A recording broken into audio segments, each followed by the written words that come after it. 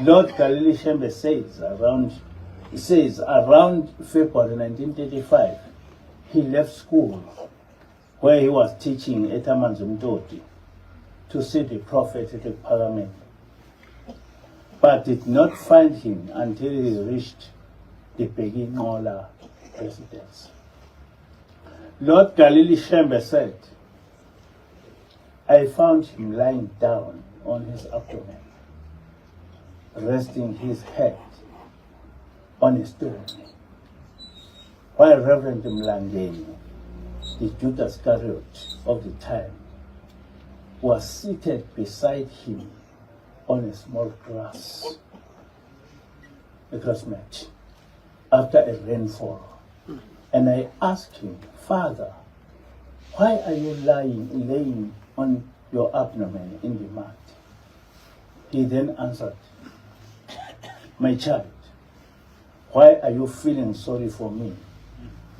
Is it because you are my son? But here is your father, Mlangeni. He is saying nothing.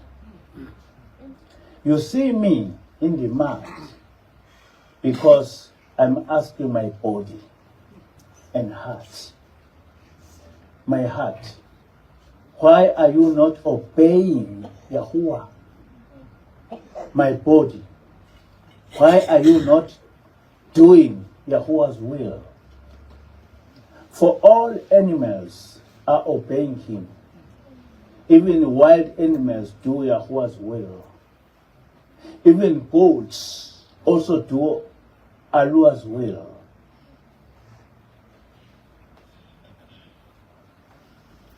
Even the sun does the will of Alua. And the stars too do the will of Alua. I'm asking my heart, saying, my heart, why are you alone, contending against Alua?